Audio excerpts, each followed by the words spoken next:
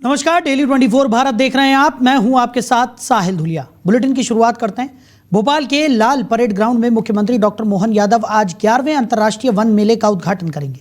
बुधवार 17 दिसंबर को शाम 5 बजे अंतर्राष्ट्रीय वन मेले का शुभारंभ किया जाएगा। आपको बता दें कि इस अवसर पर वो लघु वनोपज हमारी शान गान का विमोचन भी करेंगे। तो MFP पार्क का नया लोगो अनावरण करेंगे और वेलनेस किट का भी उद्घाटन करेंगे। तो उद्घाटन समारोह में खेल, युवा कल्याण, उच्च शिक्षा, आयुष, तकनीकी शिक्षा और वन मंत्री सहित कई वरिष्ठ अधिकारी मौजूद रहेंगे। मेला 17 से 23 दिसंबर तक समृद्ध वन खुशहाल जन थीम के साथ आयोजित किया जा रहा है। इसमें 350 से अधिक स्टॉल होंगे, जिनमें तेंदुपत्ता, महुआ, चिरौंजी, साल बीज, हर्रा, बहेड़ा, आंवला, वन शहद, लाख, गोंद, जड़ी बूटियां, आयुर्वेदिक उत्पाद, हर्बल और वेलनेस उत्पाद शामिल होंगे। इसके अलावा जनजातीय हस्तशिल्प, पारंपरिक आभूषण और घरेलू उपयोग की सामग्री भी प्रदर्शित की जाएगी। तो मेले के दौरान पारंपरिक नृत्य, योग शो, ध्रुपद और कबीर वाणी, कथक नृत्य, सोलो एवं समूह गायन, चित्रकला, नुक्कड़ नाटक और अन्य सांस्कृतिक कार्यक्रम आयोजित किए जाएंगे। समापन समारोह 23 दिसंबर को पुरस्कार वितरण और सांस्कृतिक प्रस्तुतियों के साथ होगा। तो अंतर्राष्ट्रीय पर्यटन नगरी खजुराहो में 11वें अंतर्राष्ट्रीय फिल्म महोत्सव का भव्य शुभारंभ हो गया है। यह फिल्म फेस्टिवल 16 दिसंबर से 22 दिसंबर तक आयोजित किया जा रहा है। हर साल की तरह इस बार भी आयोजन प्रयास प्रोडक्शन के संस्थापक राजा बुंदेला द्वारा खजुराहो में किया जा रहा है। फिल्म महोत्सव के शुभारंभ अवसर पर जाने माने फिल्म अभिनेता अनुपम खेर खजुराहो पहुंचे। इस दौरान अनुपम खेर ने अपनी यात्रा के अनुभव साझा करते हुए बताया कि उन्हें खजुराहो पहुंचने में काफ़ी कठिनाइयों का सामना करना पड़ा। इंडिगो की फ्लाइट रद्द होने के कारण उन्हें वाराणसी से लगभग 9 घंटे का सफ़र कार से तय करना पड़ा, तभी वो खजुराहो पहुंच सके। इसके बावजूद अनुपम खेर ने फिल्म महोत्सव में शामिल होकर आयोजकों का उत्साह बढ़ाया और आयोजन की सराहना भी की। इस फिल्म फेस्टिवल के दौरान देश विदेश की फिल्मों का प्रदर्शन किया जाएगा। साथ ही फिल्मी दुनिया से जुड़े कलाकारों और फिल्मकारों की मौजूदगी भी रहेगी। तो खजुराहो में आयोजित यह अंतर्राष्ट्रीय फिल्म महोत्सव पर्यटन और सिनेमा का क्षेत्र में एक महत्वपूर्ण पहल के रूप में देखा जा रहा है। अंतर्राष्ट्रीय पर्यटन नगरी खजुराहो में 11वां फिल्म महोत्सव का आगाज आज से होने जा रहा है। 16 दिसंबर से 22 दिसंबर तक होने वाले इस फिल्म महोत्सव में कई बड़े फिल्मी सितारे शिरकत करेंगे। मैं इस वक्त शिल्पग्राम खजुराहो में मौजूद हूं। आप मेरे पीछे अगर तस्वीरें देखेंगे तो ये यहाँ पर चकाचौंध आपको देखेगी, चारों तरफ लाइटिंग से सजाया गया है। और फिल्म महोत्सव के शुभारंभ के दिन फिल्म अभिनेता, प्रसिद्ध अभिनेता हैं अनुपम खेर, पहुंचे हुए हैं। उनकी उपस्थिति में खजुराहो फिल्म महोत्सव का आगाज शुरू हो चुका है। खजुराहो देश और दुनिया में जाना जाता है। प्रेस कॉन्फ्रेंस के दौरान अनुपम खेर ने बताया कि खजुराहो में उनके तरफ से फिल्म को लेकर इंस्टीट्यूट भी मध्य प्रदेश सरकार से बात करके खोला जाएगा। डेली 24 के लिए छतरपुर से समीर अवस्थी। अंतर्राष्ट्रीय पर्यटन नगरी खजुराहो में 11वां फिल्म महोत्सव का आगाज आज से होने जा रहा है। 16 दिसंबर से 22 दिसंबर तक होने वाले इस फिल्म महोत्सव में कई बड़े फिल्मी सितारे शिरकत करेंगे। मैं इस वक्त शिल्पग्राम खजुराहो में मौजूद हूं। आप मेरे पीछे अगर तस्वीरें देखेंगे तो ये यहाँ पर चकाचौंध की थी मुजफ्फर अली साहब की, मगर वो रिलीज हुई थी सारांश के बहुत साल बाद और वो सिर्फ उत्तर प्रदेश में रिलीज हुई थी, मगर क्योंकि वो गन्ना निगम कार्यक्रम वालों ने बनाई थी। बहुत अच्छी फिल्म थी, बट सारांश जो थी वो 25 मई 1984 को रिलीज हुई थी। और 41 साल, जैसा कि मैंने कहा कि मेरे हो गए फिल्मों में काम करते हुए। लोग मुझे बोलते हैं, मैंने सबको मना किया हुआ है मुझे वेटरन से, not to call me veteran, not to call me thespian, not to call me legend, not to give me lifetime achievement award for next 20 years. अगले 20 साल तक सोचना भी मुझे, क्योंकि अभी मेरी लाइफ का सिर्फ इंटरवल हुआ है, अभी पिक्चर बाकी है। सर किस में आए हैं, क्या कहेंगे आप कि फिल्म फेस्टिवल आए हैं, आप क्या कहेंगे? इतनी देर से तो बोल ही रहा था, बहुत अच्छा है। राजा बुंदेला जी को पूरा श्रेय जाता है और आपके लोगों को, आपके पत्रकारों को, यहाँ के युवा कलाकारों को ये श्रेय जाता है कि उन्होंने ये 10 साल से ये खजुराहो इंटरनेशनल फिल्म फेस्टिवल का आयोजन हो रहा है और ये बहुत अच्छा होगा। आगे आने वाले सालों में ये विश्व के बहुत बड़े फेस्टिवल में से एक गिना जाएगा। सर खजुराहो अंतर्राष्ट्रीय फिल्म महोत्सव का 11वां वर्ष है। क्या आपको लगता है कि यहाँ पर कोई स्टूडियो होना चाहिए, फिल्म सिटी, ट्रेनिंग सेंटर या कोई बच्चों को ट्रेनिंग देने के क्या आप प्रयास करेंगे? जरूर कलाकार मैंने तो बिंदला जी से बोला है कि यहाँ हम वर्कशॉप भी करना चाहते हैं। स्कूल का एक विभाजन भी हमारे जो एक्टिंग स्कूल का है वो भी यहाँ पर खोलेंगे। सर धुरंधर मूवी को लेकर कुछ कहेंगे? आपका जैसा कि नाम भगवान ने और माँ पिता ने रखा है अनुपम, जिसकी कोई उपमा नहीं है। हम लोग आपको पाके हम लोग भी बहुत धन्य और खुश हैं और आपका स्वागत करते हैं इस UNESCO world heritage site Khajuraho में। आपसे ये जानना चाहते हैं कि जैसे आपने सैंडास और कांस ये दोनों को उपमा की है और राजा बुंदेला 11 साल से यहाँ कर रहे हैं, तो हम ये चाहते हैं, एक आपको बहुत बड़ी हस्ती है, कि इसको उस तरह से बनाने में आपके क्या सुझाव और स्थानीय चूंकि खजुराहो। मेरा तो ये है कि मैं फ्लाइट कैंसिल को पूरा वर्ल्ड जानता है कि Anupam Kher Khajuraho international film festival पहुंचने के लिए क्या क्या प्रयत्न करके पहुंचे हैं। तो ये अपने आप में उपलब्धि है मेरे लिए भी और यहाँ के बाकी लोगों के लिए भी। आइए अब देखते हैं। वहीं बलरामपुर जिले में जमीनी विवाद को लेकर दो गुटों के बीच जमकर हिंसक झड़प हो गई। इस घटना का वीडियो भी सामने आया है जिसमें दोनों पक्ष एक दूसरे पर लाठियों से हमला करते नजर आ रहे हैं। झड़प में आधा दर्जन से ज्यादा लोग घायल हुए हैं जिन्हें इलाज के लिए अंबिकापुर मेडिकल कॉलेज अस्पताल में भर्ती कराया गया है। घटना की सूचना मिलते ही पुलिस मौके पर पहुंची और मामले की जांच शुरू कर दी गई। ये पूरी घटना बलरामपुर जिले के सनवाल थाना क्षेत्र अंतर्गत ग्राम झारापारा की बताई जा रही है। जानकारी के अनुसार दोनों पक्षों के बीच लंबे समय से जमीन को लेकर विवाद चल रहा था जो अब हिंसक रूप में सामने आ गया है। वहीं कुसमी विकासखंड की ग्राम पंचायत कुरडी में पीएम जनमन योजना के तहत प्रस्तावित सड़क निर्माण कार्य एक बार फिर से शुरू हो गया है। अमटपानी से पहाड़ी कोरवा बसाहट होते हुए ऊपर खाड़ तक बनने वाली ये सड़क जमीन विवाद के चलते लंबे समय से रुकी हुई थी। सड़क का निर्माण न होने से ग्रामीणों को आवागमन, शिक्षा और स्वास्थ्य सेवाओं के लिए भारी दिक्कतों का सामना करना पड़ रहा था। मामले की गंभीरता को देखते हुए छत्तीसगढ़ सर्व आदिवासी समाज के जिला अध्यक्ष बसंत कुजूर मौके पर पहुंचे और सभी विवादित पक्षों से बातचीत की। बसंत कुजूर की मध्यस्थता से आपसी सहमति बनी जिसके बाद जमीन विवाद का शांतिपूर्ण समाधान हो सका। विवाद सुलझते ही सड़क निर्माण कार्य दोबारा शुरू करा दिया गया। अब पहाड़ी कोरवा बस्ती तक सड़क निर्माण का रास्ता पूरी तरह साफ हो गया है। ग्रामीणों ने इस पहल के लिए जनप्रतिनिधियों और समाज के पदाधिकारियों का आभार जताया है। सड़क बनने से क्षेत्र के विकास को नई रफ्तार मिलने की उम्मीद जताई जा रही है।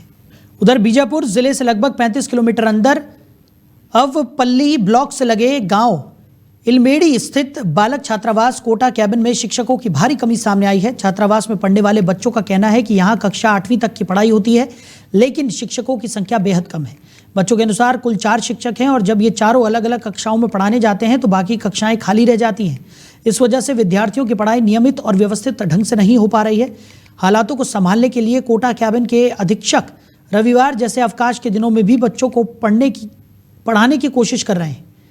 बच्चों और अभिभावकों ने शिक्षा विभाग से जल्द अतिरिक्त शिक्षकों की नियुक्ति की मांग की है ताकि उनकी पढ़ाई प्रभावित न हो। इस वक्त मैं मौजूद हूँ बीजापुर जिले के आवपल्ली ब्लॉक से लगा हुआ इलमिडी आश्रम में हूँ और मेरे पीछे शायद आप दरअसल देख रहे होंगे अंदरूनी क्षेत्र के जो बच्चे होते हैं यहाँ पढ़ने आते हैं। हम उनसे जानते हैं किन किन समस्याओं को लेकर यहाँ पे आप लोग पढ़ रहे हैं। सबसे पहली बात, जब मैं यहाँ के अधीक्षक से जब यहाँ चर्चा किया तो उन्होंने कुछ बातें मेरे सामने रखी कि यहाँ टीचरों की कमी की संख्या है, 2-3 टीचर हैं और बच्चे 100 हैं। हालांकि कहा जाए इस तरह अगर बढ़ते जाएंगे तो यहाँ पे बच्चों को पढ़ने में काफी तकलीफ का सामना करते हुए शिक्षा को सीखना पड़ेगा। और शायद यहाँ मैं इनसे जानना चाहूंगा बच्चों से, यहाँ कितने टीचर है बाबू? 4। तो सब बच्चों को पढ़ा पाते हैं यहाँ पे? जी 4 टीचर कौन से विषय पढ़ाते हैं? जी 2 विषय पढ़ाते हैं सर। 2 विषय। आप लोगों को टीचर चाहिए क्या? जी टीचर लोगों की आवश्यकता है आप लोगों को कि नहीं है? बताओ। है कि नहीं? जी है। तो ये 4 टीचर मान लो कितना क्लास के बच्चे हैं यहाँ पे? जी 5वीं से 8वीं तक। 8वीं तक। अब मान लो देख लीजिए 1वीं से 8वीं कक्षा तक के बच्चे हैं। मान लो 4 टीचर अगर 4 क्लास में चले गए तो यानी कि 4 क्लास के जो बच्चे हैं नहीं पढ़ पाते हैं। सीधी सी बात। छत्तीसगढ़ की इस डबल इंजन की सरकार में लगातार सड़कें बन रही है, नक्सली विरोध अभियान चल रहा है, कई चीजों की विकास लगातार बढ़ते जा रही है। इन बच्चों के साथ बहुत गलत होने की लगातार बढ़ते जा रहा है। कुछ बच्चे कह रहे हैं कि 4 टीचर 4 क्लास में जाते हैं तो फिर 4 क्लास के बच्चे नहीं पढ़ पाते हैं। और यहाँ के जो अधीक्षक है, और मैं उनसे जानना चाहूंगा कि किन किन परिस्थितियों को लेकर आप बच्चों को यहाँ पे पढ़ा रहे हैं। सबसे पहली बात, यहाँ के अधीक्षक सर है, मैं उनसे मिलना चाहूंगा। सर, यहाँ पे बच्चे ज्यादा हैं और टीचर कम है। मान लो आप 4 टीचर कहीं 4 क्लास में घुस गए तो 4 क्लास के बच्चे नहीं पढ़ पाते हैं। इसके बारे में थोड़ा सा मेरे को बताइए आप। अब देखिए, पहली से 8वीं तक कक्षाएं संचालित होता है। हमारा काम है पढ़ाने का, इधर उधर एडजस्ट करके हम लोग पढ़ाते हैं। थोड़ा मने परेड पूरा मने संचालन में थोड़ा तकलीफ तो होता ही है, फिर भी बच्चों का के शिक्षा स्तर को बढ़ाने के लिए हमें प्रयास करना ही पड़ेगा। मैंने पूरा क्लास को संभालना ही पड़ेगा। कभी कभी मैं तो शनिवार वगैरह संडे के तो यहीं रहता हूँ, तो बाकी मेरा जो विषय का कोर्स है उसे मैं छुट्टियों के दिन में भी क्लास वगैरह लेता हूँ और उसको पूरा करता हूँ। देख सकते हो, टीचर की कमी वजह से यहाँ पे जो अधीक्षक हैं वो रविवार के भी आकर बच्चों को पढ़ाते हैं, क्योंकि यहाँ टीचरों की संख्या कम है। बीजापुर जिले के आवापल्ली ब्लॉक से लगा हुआ क्षेत्र, यानी कि आप देख सकते हो आदिवासी आदर्श बालक आश्रम इलमिडी, ये गांव है। इस गांव में यहाँ पे बच्चे पढ़ते हैं। और इन बच्चों से मैं जानना चाहूंगा बीजापुर जिले में किन किन अधिकारियों को ये जानते हैं। सबसे पहली बात, बीजापुर जिले के कलेक्टर साहब का क्या नाम है बेटा? संबित मिश्रा। अच्छा, विधायक जी कौन है? श्री विक्रम सा मंडावी। अच्छा, देख सकते हो इतनी अंदर क्षेत्र में भी बच्चे 4 टीचरों को लेकर भी पढ़ रहे हैं। और मैं इस देश के प्रधानमंत्री कौन है? माननीय श्री दामोदर दास मोदी। प्रधानमंत्री मोदी जी हैं जी। ठीक है। कौन है प्रधानमंत्री? बता, कौन है प्रधानमंत्री? नरेंद्र मोदी। देख सकते हो, आदिवासी बच्चे हैं, थोड़ा खटकते हैं क्योंकि अंदरूनी क्षेत्र में रहते हैं, बोल नहीं पाते हैं, लोगों को देखकर डरते हैं और लोगों को देखकर इनमें डर महसूस होता है। अब कहीं ना कहीं विकास के जरिए 4 टीचरों के माध्यम से बच्चों को पढ़ाया जा रहा है। मैं ज्यादा जानकारी के लिए आगे जाकर इस मामले को बीजापुर जिले के कलेक्टर साहब से उनकी बाइट लेकर मैं सरकार से अपील करता हूं कि यहाँ जल्द से जल्द 2-3 टीचर और आए। नमस्कार, मैं विकास गुमास, आप देख रहे हैं डेली न्यूज भारत छत्तीसगढ़ आवापल्ली। वही धमतरी नगर निगम में सियासी घमासान तेज हो गया है। नगर निगम के कांग्रेसी पार्षदों ने निगम प्रशासन के खिलाफ मोर्चा खोलते हुए अपनी विभिन्न मांगों को लेकर नगर निगम कार्यालय के सामने तंबू लगाकर 7 दिवसीय धरना शुरू कर दिया है। इस दौरान कांग्रेसी पार्षद निगम प्रशासन के खिलाफ जमकर नारेबाजी कर रहे हैं।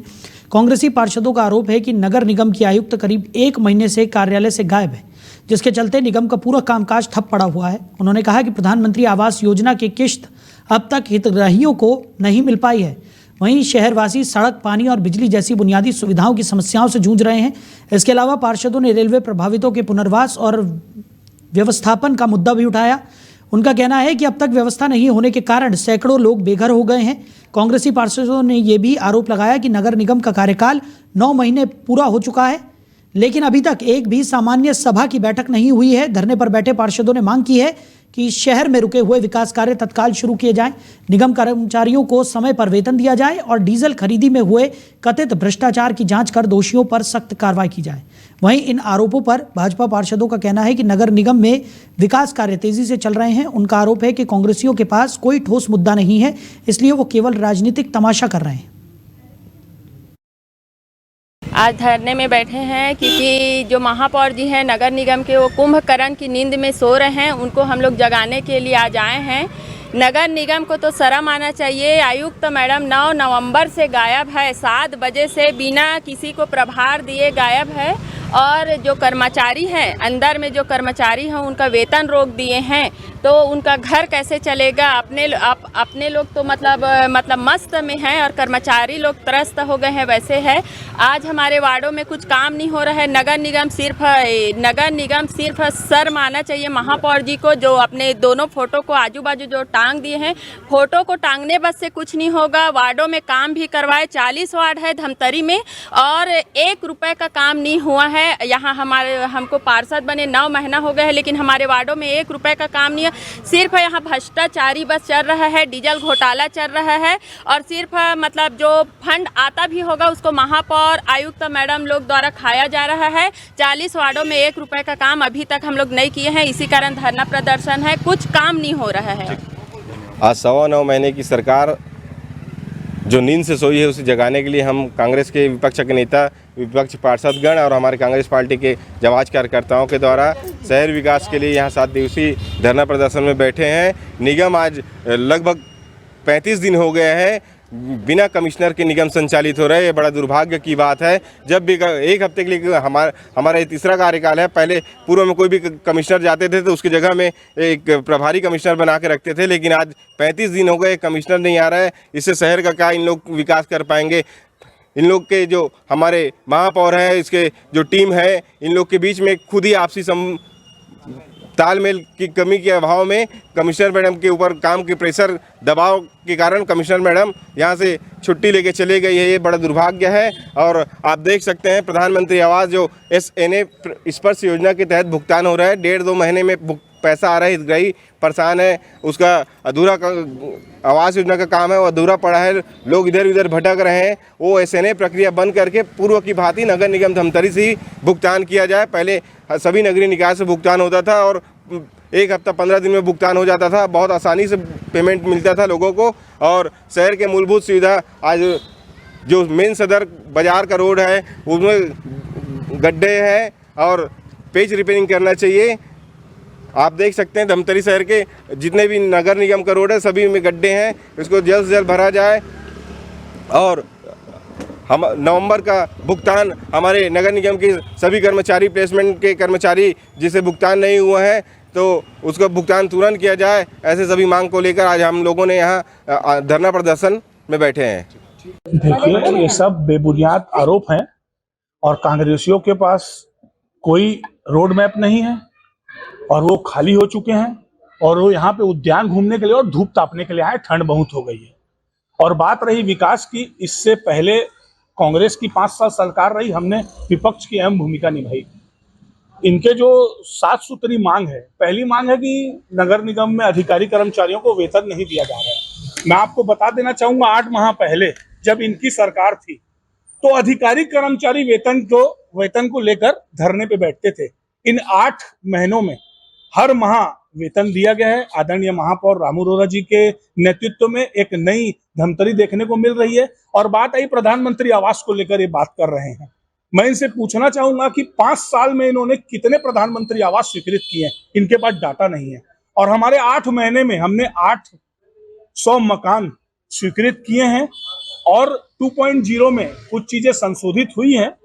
पहले नगर निगम से भुगतान होता था प्रधानमंत्री आवास का, अब राज्य सरकार करती है, जिसमें परसों जो हमारे पास डाटा है लगभग 1 करोड़ रुपए की धमतरी की भुगतान हुई है और कल 50 लाख रुपए की भुगतान हुई है। और जो मूलभूत सुविधाओं से इससे पहले लोग वंचित थे, ये पचा नहीं पा रहे हैं विकास के कार्यों को। मैं इनसे पूछना चाहता हूं ये ढोंगगिरी बंद करें और इससे पूर्व में 5 साल में ये कितने विकास के कार्य किए। इनके जो नगरीय निकाय के मंत्री थे मिलने दिया नहीं जाता था इनको, कितना फंड लाए। और मैं आज आपको बताता हूं लगभग 150 करोड़ रुपए की राज्य सरकार ने इस 8 माह में स्वीकृति मिली है। बड़े बड़े जो प्रोजेक्ट थे, चाहे वो ऑडिटोरियम को लेकर हो, चाहे वो हाईटेक बस स्टैंड को लेकर हो, चाहे WTP प्लांट हो, चाहे STP प्लांट हो, चाहे मूलभूत सुविधाओं को लेकर हो, हर मोर्चे में इनकी सरकार फेल थी। हम अच्छे से कार्य कर रहे हैं। बात रही नगर निगम में कमिश्नर की, मैं मानता हूं कि कमिश्नर न होने की वजह से थोड़ी कठिनाइयां हो रही हैं, बट उनका स्वास्थ्य खराब है, वो छुट्टी पर गई हैं। तो 1-2 दिन में सब चीजें ठीक हो जाएंगी, प्रॉपर काम होंगे। और जो स्वास्थ्य के क्षेत्र में आज देखेंगे आप, नीलेश दुनिया जी कितना अच्छा काम कर रहे हैं, जल विभाग में काम कर रहे हैं। इतनी बड़ी दुर्घटना हुई परसों, 24 घंटे में हमने पानी उपलब्ध कराया। हर काम अच्छा चल रहा है, व्यवस्थित चल रहा है। भारतीय जनता पार्टी की सरकार आ गई है, हमने बनाया है, हम ही संवारेंगे। भ्रष्टाचार के आरोप लगा भ्रष्टाचार के आरोप वो बता दे कौन सा भ्रष्टाचार हुआ, एक भ्रष्टाचार बता दे, मैं राजनीति छोड़ दूंगा। और डीजल चोरी, अरे डीजल चोरी तो इनके कार्यकाल में हुई है। इनके कार्यकाल में डीजल पेट्रोल चोरी हुई, जितने भ्रष्टाचार हुए इनके कार्यकाल में हुए। हमने तो प्रेस कॉन्फ्रेंस करके बताया था, एक तो भ्रष्टाचार नहीं बता सकते, ये केवल हवाई बात करते हैं। हवाई बात करने से कुछ नहीं होगा, तथ्य के साथ। वहीं गरियाबंद जिले में भारतीय जनता पार्टी छत्तीसगढ़ ने संगठन को मजबूत करने की दिशा में अहम कदम उठाया है। पार्टी ने 15 माली समाज के 3 प्रमुख सदस्यों को महत्वपूर्ण जिम्मेदारियां सौंपकर सामाजिक संतुलन साधने का प्रयास किया है। बिंद्रा नवागढ़ क्षेत्र के माली समाज के मुखिया नीलकंठ बीसी और पूर्व सांसद प्रतिनिधि चमार सिंह पात्र को भाजपा प्रदेश कार्यकारिणी सदस्य नियुक्त किया गया है। वहीं पार्टी के वरिष्ठ नेता शोभा चंद्र पात्र को अन्य पिछड़ा वर्ग यानी कि ओबीसी का गरियाबंद जिलाध्यक्ष बना दिया गया है। इन नियुक्तियों को बिंद्रा नवागढ़ विधानसभा क्षेत्र में भाजपा के जनाधार को और मजबूत करने की रणनीति के रूप में देखा जा रहा है। पार्टी के इस फैसले से समाज के लोगों और कार्यकर्ताओं में खासा उत्साह देखा जा रहा है और सभी ने नेतृत्व का आभार भी जताया है। वहीं लखपति दीदी योजना भारत सरकार की एक महत्वाकांक्षी पहल है, जिसकी शुरुआत प्रधानमंत्री नरेंद्र मोदी ने ग्रामीण महिलाओं को सशक्त और आर्थिक रूप से आत्मनिर्भर बनाने के उद्देश्य से की है। इस योजना के तहत स्वयं सहायता समूह से जुड़ी महिलाओं को कौशल विकास का प्रशिक्षण, तकनीकी मार्गदर्शन और वित्तीय सहायता दी जाती है ताकि वो सालाना 1 लाख रुपए या उससे अधिक की आय अर्जित कर सके। जिला गरियाबंद के छूरा विकासखंड अंतर्गत ग्राम पंचायत सरकड़ा कि स्वयं सहायता समूह से जुड़ी महिलाएं आज इस योजना की सफलता की मिसाल बन चुकी हैं। ये महिलाएं हरी सब्जियों की खेती और बिक्री, किराना एवं फैंसी स्टोर संचालन, भवन निर्माण सामग्री की सप्लाई और ईंट निर्माण जैसे अलग अलग व्यवसाय कर रही हैं। इन प्रयासों के माध्यम से वो सालाना लाखों रुपए की आमदनी कर आत्मनिर्भरता की ओर तेजी से बढ़ रही हैं और सच्चे अर्थों में लखपति दीदी बन चुकी हैं। और साथ साथ आजीविका भी कार्य करत हूँ, कृषि कार्य और सब्जी बाड़ी के कार्य भी करत हूँ, जेमे मोला टोटल आय 1 लाख तक बन जाते। और एकर लिए माननीय मोदी जी ला बहुत बहुत धन्यवाद देना चाहत हूँ कि हम सब महिला मन ला आगे बढ़ाए बर ये बिहान योजना ललई से कम ब्याज में ऋण दी से, ओकर लिए बहुत बहुत धन्यवाद। जी सर, मेरा नाम लीना साहू है, मैं गांव सड़कड़ा से हूँ और मेरे समूह का नाम जय मां लक्ष्मी है और मेरे ग्राम संगठन का नाम सूरज ग्राम संगठन है। मैं अपने गांव में कृषि के मित्र के रूप में चयन हुई हूँ। 2018 से मैं कृषि मित्र का काम कर रही हूँ, जिससे मेरे को 1910 रुपये प्राप्त होता है महीने का। और साथ में मैं अपना आजीविका डाली हूँ दुकान किराना फैंसी का, जिससे मेरे को मंथली 9 से 10 हज़ार इनकम मेरे बन जाता है। साथ में मैं महतारी बंधन 1000 रुपये मुझे प्राप्त होता है और कृषि से भी मेरा आय है, जिससे मैं 1 से 1.5 लाख रुपए का मेरा इनकम सालाना है। तो मैं माननीय मोदी जी को बहुत बहुत धन्यवाद करती हूँ, जो मुझे इस बिहान योजना में जोड़ने के लिए और महिलाओं को इतना आत्मनिर्भर बनाने के लिए धन्यवाद। दीदी का उद्देश्य है कि जितने भी हमारे बिहान समूह में महिला दीदी जुड़े हैं, उनके परिवार का सालाना आय 1 लाख हो। सालाना आय के अंतर्गत जैसे कि उनके कृषि कार्य से संबंधित आय है और महतारी बंधन से आय है, पीएम किसान सम्मान निधि से आय है। साथ ही साथ बिहान से ऋण लेकर हमारे समूह सदस्य के द्वारा जो भी आजीविका गतिविधि का कार्य किया जा रहा है, जैसे किराना दुकान, फैंसी स्टोर, ब्यूटी पार्लर और हो गया मोबाइल रिपेयरिंग, ट्रांसपोर्टिंग का जो भी कार्य महिला दीदी के द्वारा उनके परिवार के द्वारा किया जा रहा है, वो सभी कार्य से जितना भी आमदनी मिलता है, उनका आमदनी सालाना 1 लाख हो, वो सभी लखपति की श्रेणी में आएगा। लखपति का मुख्य उद्देश्य महिलाओं को आत्मनिर्भर बनाना है। मेरा नाम झरना साहू, क्षेत्रीय समन्वयक, जनपद पंचायत छुरा। जय बिहान, मोर नाम नर्मदा निषाद है। मोर समूह का नाम जय मां भवानी स्वयं सहायता। मैं ग्राम सड़कड़ा से मैं यहाँ समूह में जुड़ के मतलब आ रहे पैसा से लेकर मैं यहाँ सिलाई कार्य करे हूँ। सिलाई कार्य से बहुत अच्छा आमदनी हुई से ओकर बाद में यहाँ दूसरा बार ऋण ले हूँ एमसीपी के माध्यम से। ओमे में यहाँ छोटे से किराना दुकान डाले हूँ, साथ में फैंसी सामान भी डाले हूँ। ओकर से मोला अच्छा से आमदनी हुई से तब यहाँ 50,000 ऋण लेके अपन घर के खेत में मतलब मैं यहाँ ईंट निर्माण करवा हूँ। ईंट निर्माण करवा हूँ तो घर से मोला 20,000 बना हूँ। 20,000 से मोला भी बेचे के बाद मोला अच्छा से फायदा हुई से। तो मैं वैसे ही सिलसिलावार हर साल मतलब ईंट निर्माण के कार्य करत हूँ। ओकर से मोला बहुत ही अच्छा आमदनी होती। मैं सालाना कम से कम सीजन में 1.5 लाख रुपया में यहाँ आमदनी कमा चुकी हूँ। और माननीय नरेंद्र मोदी जी ला बहुत बहुत धन्यवाद देता हूँ, जे महिला मन ला स्वावलंबी बनाए बर ये बिहार योजना ला चालू करी से और हम महिला मन ला कम ब्याज दर में पैसा दिलाते, ओकर लिए बहुत बहुत धन्यवाद। तो फिलहाल इस बुलेटिन में मेरे साथ इतना ही। आप बने रहिए। नमस्कार।